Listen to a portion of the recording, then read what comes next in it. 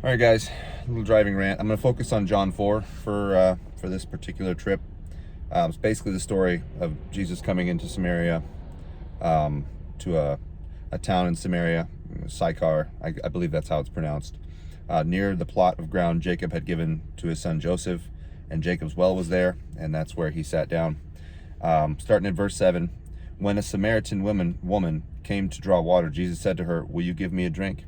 His disciples had gone into town to buy food. The Samaritan woman said to him, "You are a Jew." Go ahead, man. Of course, it's right now. Yep. Yet I am a Samaritan. Go ahead, man. Yep. Yet you are a Jew and I am a Samaritan. How can you ask me for a drink? For Jews do not associate with Samaritans. So right there we see a bit of a potential societal contention there. You know, essentially Samaritans, and this is just real basic, were formerly Jews that went and interbred with Assyrians. That's my best understanding. So they are a bit of a half-breed, and they're not considered Jews. They're considered something to be avoided by the statement, for Jews do not associate with Samaritans. So right away we have a picture of Jesus intermingling, very much like the same story with him and Mary Magdalene, with the most unsavory of society, right? So Jesus answered her, "If you knew the gift of God, who it is that asks you for a drink, you would have asked him, and he would give you living water." "Sir," the woman said, "you have nothing to draw with, and the well is very deep. Where can you get this living water? Are you greater than our father Jacob, who gave us this well and drank from it himself, and did also his sons and his flocks and herds?" Jesus answered, "Everyone who drinks this water will be thirsty again, but whoever drinks the water I give him will never thirst." Whoever. I just want to point that out. Whoever. Period. "Indeed, the water I give him will become in him a spring of water welling up to eternal life." The woman said to him, "Sir, give me this water so that I won't get thirsty and won't have to keep coming here to draw water." He told her, "Go back and call your husband," or go call your husband back. "I have no husband," she replies. Jesus said to her, "You are right when you say you have no husband. The fact is you have had 5 husbands, and the man you have now is not your husband. What you have just said is quite true." So she wasn't necessarily a guile-filled person, but she clearly had a sordid past. Again, very much like Mary Magdalene. And there's some parallels there that I will definitely address in this. But, "Sir," the woman said, "I can see you are a prophet. Our fathers worshipped on this mountain, but you Jews claim that the place where we must worship is in Jerusalem." Jesus declared, "Believe me, woman, a time is coming when you will worship the Father neither on this mountain nor in Jerusalem. You Samaritans worship what you do not know. We worship what we do know, for salvation is from the Jews. Yet a time is coming, and has now come, when the true worshipers will worship the Father in spirit and truth, for they are the kind of worshipers the Father seeks. God is spirit, and his worshipers must worship in spirit and in truth." The woman said, "I know that the Messiah, called Christ, is coming." Christos in Greek. "When he comes, he will explain everything to us." Then Jesus declared, "I who speak to you am he." So the disciples returned and basically rebuked the woman for being anywhere near him because, dirty Samaritan woman, whatever. But then, leaving her water jar, verse 28, the woman went back to town and said to the people, "Come and see a man who told me everything I ever did. Could this be the Christ, the Messiah?" They came out of the town and made their way towards him. Meanwhile, his disciples urged him, "Rabbi, eat something," because he was clearly tired. But he said to them, "I have food to eat that you know nothing about." Then his disciples said to each other, "Could someone have brought him food?" So they were still kind of confused as to what he was talking about. "My food," Jesus says, "to do the will of him who sent me and to finish this work. Do you not say 4 months more and there will be the harvest?" We're going to go past that just a little ways. Many of the Samaritans from that town believed in him because of the woman's testimony. He told me everything I ever did. So when the Samaritans came to him, they urged him to stay there, and he stayed there 2 days. Stay with them, and he stayed 2 days. And because of his words, many more became believers. They said to the woman, "We no longer believe just because of what you said. Now we have heard for ourselves, and we know that this man really is the Savior of the world." So I can't speak to their soon-to-experience situation shortly after their incurrence with the Lord. However, I can say that, again, just like with Mary Magdalene, the Lord went out of his way to go to those that were considered societally unclean, for lack of a better way to put it. People that had, a sordid past and a sordid history, that clearly were outcasts, at least by, again, the Jewish societal standards. And this is something I'm sure that the Pharisees, Sadducees, Essenes, and so on all proffered and whatnot.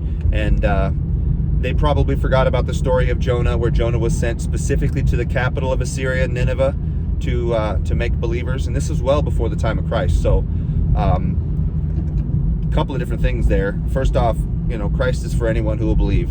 And remember how I pointed out the phrase, whoever believes in him. Christ was not putting any riders on faith other than simply trusting in him, and then of course growing from there, which is the water of life that will come spilling forth from their belly, if we look at the King James version. But welling up from within him is a pretty darn good translation if we look at the Greek. My focus here today is to point out that, well, the woman had 5 husbands prior, okay? Clearly she was an adulteress. Whether she was doing it willfully, arrogantly, that's a different story. But I have met so many people that have immediately cursed themselves the moment that they come to faith, thinking that somehow God demands absolute sinless perfection, as if that's even possible. First off, that in and of itself is a little bit laughable, and we need to understand things this way, guys. The Samaritan woman and Mary Magdalene, and there's a few other examples actually that I can think of, but these two stand out to me specifically because these women had committed some pretty, what society would describe as horrific sins. I would put them right up there with drug addiction. I would put them, right up there with being a thief. I would put them right up there with, being a serial perjurer, a serial liar. But just as in the case of the thief on the cross, for example, there's no lack of forgiveness to be found in the Lord. When I experience new believers, and it's, I don't know if I'm all that much of an evangelist, although I have seen a few folks come to faith.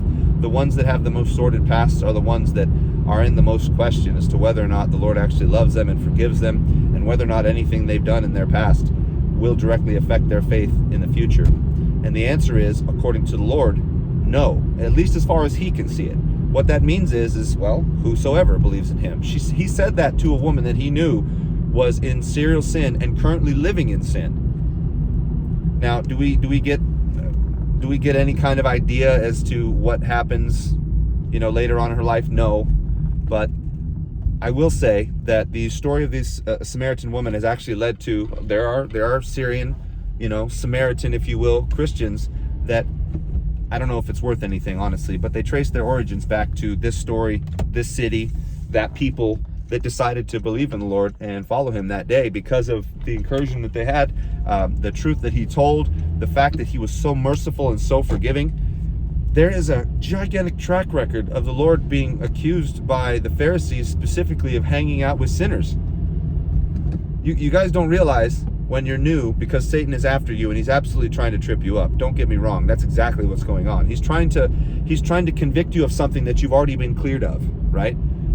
And it's not even that he's technically able to actually convict you. No, he knows you're already forgiven. The issue is if he can trick you into thinking that your sin was somehow so much worse than normal and so much weightier than what is common or what is, societally acceptable, because again, that's all it's about. He's just trying to socially pressure you into leaving him. He's trying to pressure you into condemning yourself, even though you've already been accepted.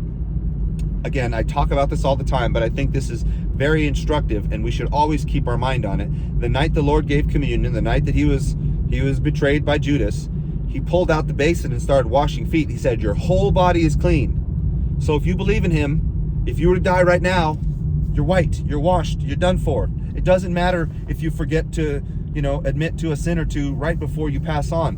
What matters is that you maintain your faith in him, because he's the standard of salvation. The devil is not a fair actor. He is not playing games reasonably or within any type of rule set. His only goal is to get you to either abandon him or sully your witness so badly that the Lord has to step in and take you out. And the whole time you're acting in reprobation. In other words, you're being essentially a rebel to the Lord, even while holding on, that anybody who sees you will find you distasteful and therefore blame the Lord for your behavior. These situations, it's a myriad of possibilities, because personalities and free will and where people are in life is so different. But Satan's attacks are pretty consistent. He plays dirty. He goes after your weaknesses immediately. He can see that there are those of us that are and forgive the term, guys, in no way do I wish to judge, but some of us are so hard on ourselves that we don't allow the Lord to forgive us. And I suffered from this for a long time. I'm not going to get into it because it's horrific, but I have some sin in my past, nothing that would have landed me in jail necessarily, but it was very, very destructive to the people that I was involved in and with, to the point to where I did try really hard to separate myself from the Lord out of a sort of self-scourging. But there's nothing appropriate about that. There's nothing effective in us punishing ourselves. If anything, by punishing ourselves, we are declaring to those around us, the devils, the angels, and so on, that somehow Jesus' sacrifice is not good enough. That entire town, I'm sure, was full of reprobates, just the same as any other town. You know, Mary Magdalene did not come as one all on her own. I'm certain there was a whole horde of people that had horrible pasts and reprobate behaviors and all kinds of unsavoriness to their character. But that in no way takes away from Christ's forgiveness. And in fact, she was so, I think once she finally started to understand just how forgiven she was so taken aback that she destroyed an entire year's worth of labor as far as value in that bottle of what's called nard, or very fancy perfume, fancy stuff, in anointing the Lord. The Lord didn't even stop her because she was doing everything she could to show just how thankful she was. And really, although we shouldn't be running out and destroying our incomes and destroying our lives and, you know, being horrifically reckless when the Lord gives us all these gifts that we have to take care of our lives, although sometimes it's very appropriate. Again, in the case of Mary Magdalene, clearly that was all on purpose, and she was given that to do so. We can't let him win just based upon our own desire to self-flagellate. They're false religions, but there's entire religions that think that their job is to beat themselves and scourge themselves and commit horribly stupid acts of self-degradation, somehow assuming that somehow pays for any of their sin. The Bible is very clear. We cannot pay for a single one of our sins, not one. But it's also clear that God was going to deal with it, and he dealt with it perfectly in the perfect work of his perfect Son. And we need to learn to rest on that. This is a hard thing to do at first. Sometimes you just need to sit down, take a deep breath, accept the fact that all throughout the Word, he is going out of his way to love sinners.